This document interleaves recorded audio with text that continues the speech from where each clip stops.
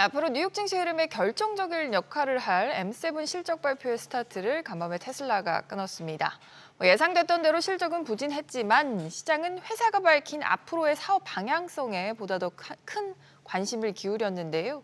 테슬라가 받아든 성적표 어떤 내용인지 또 앞으로 역전 플랜까지 김대우 경제학 박사와 자세하게 살펴보겠습니다. 박사님 안녕하세요. 네, 반갑습니다. 간밤에도 못 주무셨죠? 테슬라 실적 때문에? 네, 좀 설쳤습니다. 네, 테슬라의 실적이 워낙 들쭉날쭉하기 때문에 또 시외 거래소 계속 지금 움직이는 상황인 것 같고요. 이번 실적 어떻게 보셨어요?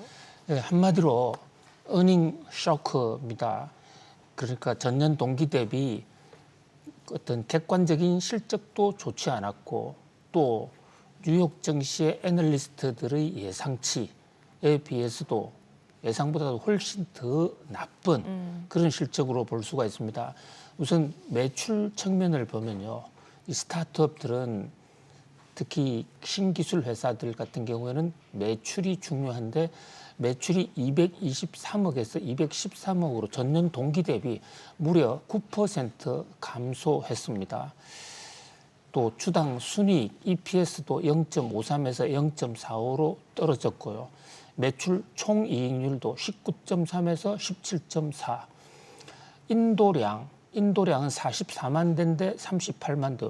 인도량도 줄었는데 인도한 양은 8.5% 줄었는데 전체적으로 매출이 더 줄었다. 이것은 가격이 덤핑까지 했다라는 것을 이제 보여주는 덤핑했음에도 불구하고 매출을 끌어올리는 데는 실패했다. 이렇게 볼 수 있습니다. 한마디로 처참한 성적표고요. 이것은 뭐 4년 전에 비교해서 이제 처음으로 매출 감소다 이러는데 사실 4년 전 코로나 팬데믹 때문에 의미가 없고 10년 만에 최대의 악재, 최대로 나쁜 성적표다. 이렇게 볼 수 있겠습니다. 그런데 그 실적 발표가 난 이후에 지금 시간의 거래에서 보면 10% 넘게 주가는 오르고 있습니다. 이건 어떤 이유 때문일까요?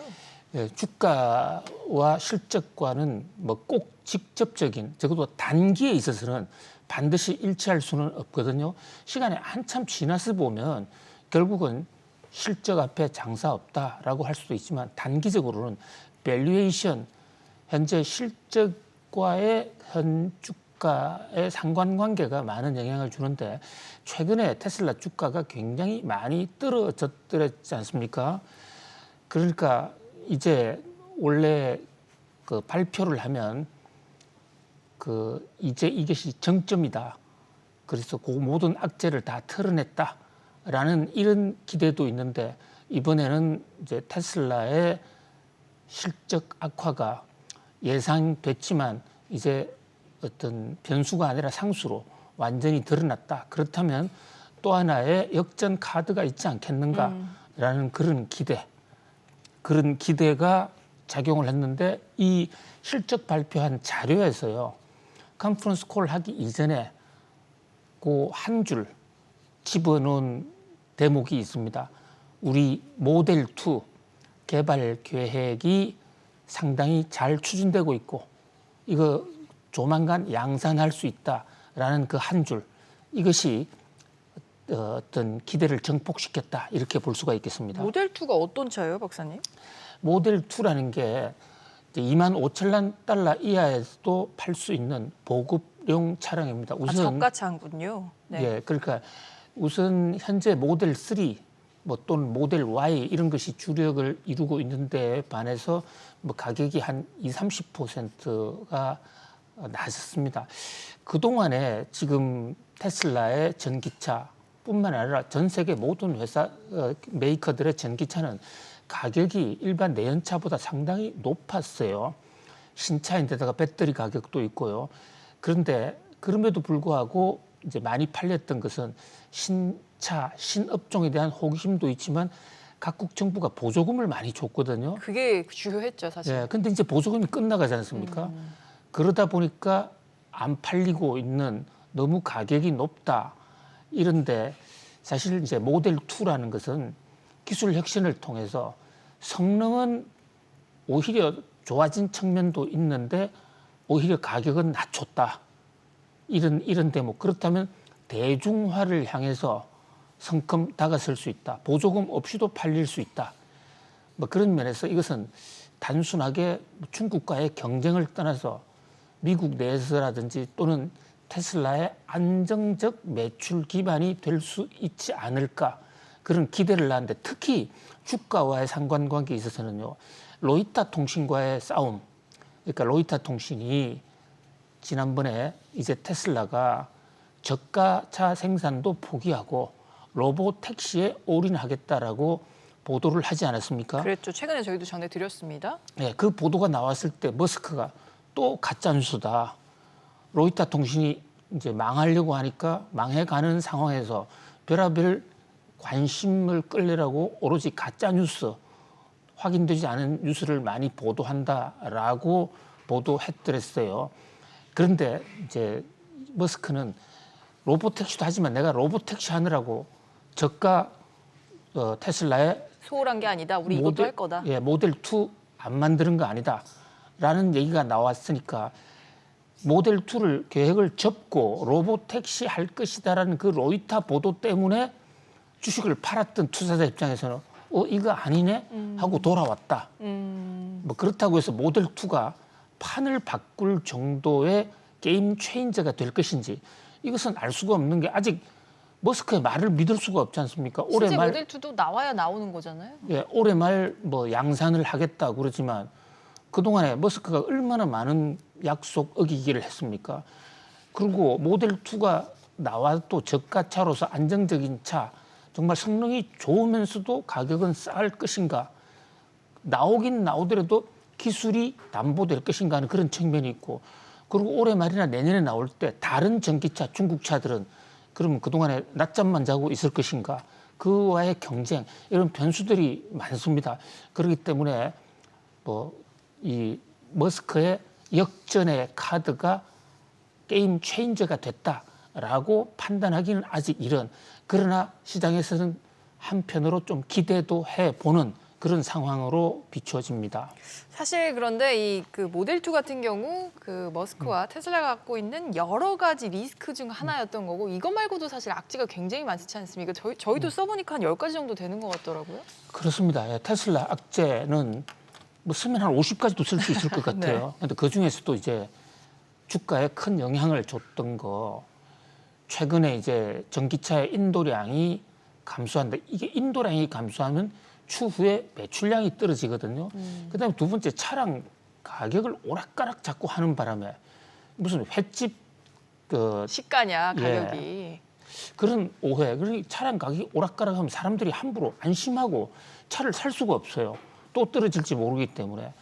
거기다가 머스크가 인도 방문해서 인도 수출을 늘린다라고 분위기를 띄웠었는데 또 전격 연기가 됐고 또 머스크가 회사는 지금 어려운데 자기만 보수를 엄청나게 받겠다고 했다가 법원에 제동 걸린 거 그것을 또 받겠다고 지금 이사회에 안건으로 올렸단 말입니다. 그리고 상당히 지금 문제가 되는 것은 5번째 나오는 최고위직 간부들이 일단 사퇴했어요. 그러니까 작년에 2인자로 생각됐던 분 3인자 다 사표내고 새로 2, 3인자를 만드는데 그분들 다 사표냈어요. 그러니까 지금 머스크랑 이견이 있다는 거잖아요. 그렇습니다. 머스크의 노선에 정면 충돌을 하고 머스크 입장에서 보면 자신의 후계자들 또는 임원들이 내 말을 안 듣는다 이렇게 볼 수도 있지만 떠난 최고위직 입장에서는 머스크 오나 리스크가 너무 크다 이렇게 볼 수가 있고요. 특히 이제 인력 10% 대량 해고를 했는데 인력 해고는 뭐 회사의 그 영업 비용을 줄여서 호재가 될 수 있습니다만은 최첨단의 엔지니어들을 많이 잘랐다. 이런 얘기. 그다음에 지금 트럼프 당선 가능성이 높아지면서 IRA 보조금도 인플레 감축법 보조금도 없어지는 것이 아닌가. 거기다가 로봇 택시가 좀 큰 변수인데요. 자, 이 빠빠데이라고 해서 8월 8일에 공개한다고 했죠. 예. 근데 로봇 택시가 많은 사람들이 로봇 택시가 과연 제대로 돼 있을 것이냐. 로봇 택시가 만약에 기술도 없는 상태에서 됐다고 하는 사고를 낼 가능성이 있어요. 다른 사고보다는 로봇택시는 실제로 길거리를 주행하는 거기 때문에 인명사고를 낼 수도 있거든요. 그리고 로봇택시에 집착하면서 머스크가 테슬라를 혼란에 빠뜨렸다. 그다음에 또 하나는 사이버 트럭이라는 거 지금 나오자마자 리콜이 되더라고요. 예, 이것도. 기술적 결함이 많고 생산 중단, 리콜 이런 뭐 연이은 악재들 뭐 그 밖에도 X라는 그 트위터와를 통한 갈등 뭐 이 밖에도 그 이 반유대주의 또는 가짜 뉴스와의 전쟁 이런 정말로 많은 이슈들을 갖고 있기 때문에 과연 이 난국을 머스크가 어떻게 돌파할지 지금 그 머스크에 올인을 했던 분 한 분 있잖아요. 머스크에 테슬라에 투자해가지고 큰 돈을 번. 캐시우드 말씀하시는 예. 거죠? 지금 돈나무 언니에 투자했던 그 저 투자자들이 전부 이탈을 해서 그렇죠. ETF에서 지금 자금이 되고 이탈되고 있다. 저희도 앞서 바로 소식을 전해드렸습니다. 예, 월스트리트저널 같은 데는 지금 캐시우드의 위기, 테슬라의 위기가 캐시우드의 위기로 확산되고 있다라는 그런 지금 경고등까지 내보내고 있는 상황입니다. 알겠습니다. 뭐 파도 미담이 나오는 사람이 있는가 하면 파도 리스크가 생기는 이런 사람도 있네요. 저희가 다시 한번 네. 확인을 해봤습니다. 네, 저희가 다음 소식도 준비를 했는데요. 네, 중국계 기업이 만든 짧은 동영상 공유 어플리케이션이죠. 틱톡을 미국에서 퇴출하는 내용의 법안이 최근 미 하원을 통과했습니다. 이런 가운데 유럽연합도 틱톡에 칼날을 들이대고 있는데 틱톡을 둘러싼 전방위 압박으로 소식 이어가 보겠습니다. 물론 아직 상원의 간문, 대통령 서명도 남아 있지만 틱톡 퇴출이 한 발 더 다가왔다고 봐도 될 것 같은데, 박사님, 미국이 이렇게까지 법까지 제정해서 틱톡을 몰아내려고 하는 이유가 있죠, 사실. 한마디로 틱톡이 미국의 정보를 훔쳐서 중국에 갖다 바친다. 그것도 중국 인민군에게 갖다 준다 해서 미국의 안보를 해친다. 이것이 지금 미국의 주장이고 네. 미국 하원이나 워싱턴 정가에서는 상당히 그를 뜻한 논리적 인과관계가 있다고 지금 보고로 있는 것으로 판단이 됩니다. 그래서 틱톡이 지난 주말에 21세기 힘을 통한 평화라는 아주 요상한 법안 이름이 이름의 특이하네요. 예, 그 틱톡 금지법을 통과시켰는데요. 국가 안보를 해치는 것은 힘으로 강제로 눌러야 된다 이런 얘기예요. 그 내용은 바이트댄스가 지금 틱톡을 소유하고 있는데 그 바이트댄스의 틱톡 지분 이것을 270일 내에 팔아라. 원래 여기 180일이었는데 이 문제 때문에 상원과 좀 이견이 있었어요. 근데 이걸 270일로 늘리면서 상원과도 화해를 했다. 그래서 상원 통과도 확실시 된다. 이게 지금 미국 언론들의 보도거든요. 그렇다면 이제 틱톡 금지법이 가시화권에 올라왔다 볼 수가 있고 이것이 만약에 270일에 안 팔면 서비스를 자동 금지해요. 새로운 주인을 만나야 된다는 거죠, 저 기간 안에. 그렇습니다. 근데 이번에 틱톡 금지법 안에 들어가 있는 요상한 내용이 하나 있어요. 동결 중인 러시아 자산, 지금 러시아의 우크라이나 침공 이후에 미국이 러시아 자산을 많이 동결하고 있는데 그것을 우크라이나에 줄 수 있다. 이 법도 틱톡 금지법 안에 들어가 있거든요. 이건 왜 들어갔어요? 이게 이제 미국 안보와 관련된 법이라는 것을 보여주는 또 하나의 상징적 사건이죠. 그러니까 단순하게 틱톡 금지법은 경제적 사건이 아니다. 미국 안보 차원에서 힘을 통해서 어떤 반대가 있어도 누르겠다. 실제로 바이든 대통령은 틱톡 금지법 올라만 오면 바로 사인하겠다 했기 때문에 통과가 사실 유력하다 이렇게 볼 수 있습니다. 사실 근데 이게 글로벌 흐름에서 보면 미국만 이러는 게 아니고 유럽에서도 지금 서비스 운영에 제동을 걸었더라고요. 예, 이유는 좀 다릅니다. 미국은 미국의 안보를 틱톡이 들어와서 여러 가지 정보를 그 IT 기술을 가지고 빼내간다 이건데 유럽연합은 그것보다 오히려 더 틱톡한테는 더 충격인 얘기죠. 왜냐하면 안보 문제는 안보로 침해했느냐 안 했느냐 따져볼 여력도 있는데 유럽에서는 이 틱톡 라이트가 너무 그 마약과 같이 한 번 들어가면 빠져나오지 못한다. 이 라이트가 뭔데요, 박사님? 그러니까 지금 그림에서 보여주고 있는데요. 거기서 뭐 예를 들어서 그 프로그램에 들어가서 호응을 했을 때 OX 퀴즈 같은 걸 냈을 때 거기서 맞춰 들어가면 보상을 해준다든지 사용자에게 선물을 준다든지 이런 거거든요. 이게 중독성이 있다. 그러니까 이거 당장 때리쳐라. 근데 틱톡 입장에서는 고객한테 대한 보상이다. 거기다가 또 동시에 고객과의 친화를 위한 것이고 고객의 돈 한 푼 부담도 없이 우리가 일방적으로 주는 것인데 뭐가 문제냐?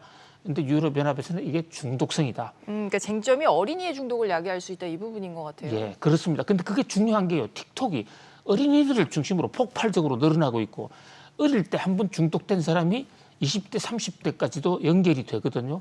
그 뿌리를 차단해 버리겠다. 그러니까 전 세계적으로 틱톡이 지금 어떤 저항의 그 견제의 대상이 됐습니다. 어떤 대상으로 위기를 맞고 있다 이렇게 볼 수 있겠습니다.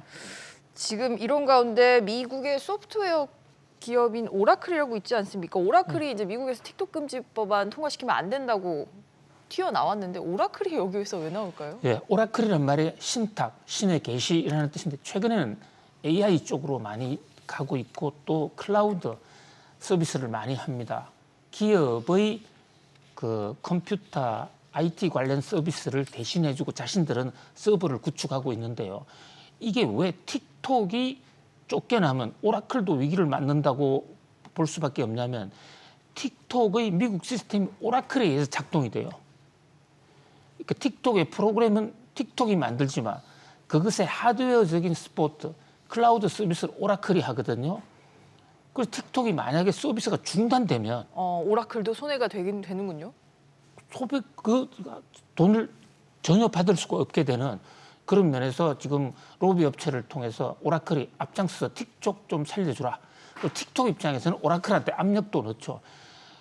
만약에 금지되면 우리 같이 죽을 거야. 너가 앞장서서 해. 그런데 오라클의 로비도 실패했다. 이렇게 볼 수 있습니다. 그렇군요. 틱톡 금지법이 뭐 전국에 집행이 되면 누가 좀 인수를 할 수 있을까요, 이게? 저는 우리가 좀 우리나라 기업들이 샀으면 한국 기업들이 어떻겠나 이런 생각도 듭니다.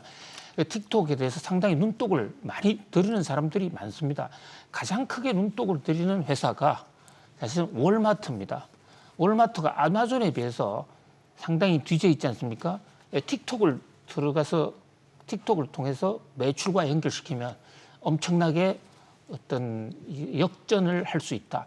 그리고 이제 오라클도 아예 서비스 중단되느니 내가 사겠다. 사실 과거에 인수 추진을 하기도 했었잖아요, 오라클. 그렇습니다. 트럼프 대통령 당시에 오라클하고 이 월마트가 한 팀이 돼서 싸겠다고 했는데 그것을 트럼프 대통령이 쫓겨나는 바람에 정권 교체가 되는 바람에 저게 무산이 된 적이 있어요. 그래서 최근에는 전 트럼프 대통령 최측근들, 재무부 관료 등이 지금 산다. 트럼프 대통령의 재무장관을 했던 머누신이 내가 한번 살 테니까 그 대신 돈은 다른 사람을 끌어모으겠다.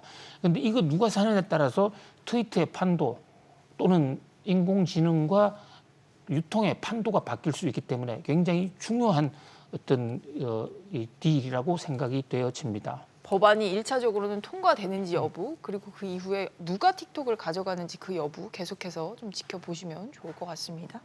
네, 오늘 저희 코너가 준비한 소식은 여기까지입니다. 박사님 오늘도 잘 들었습니다. 감사합니다. 고맙습니다.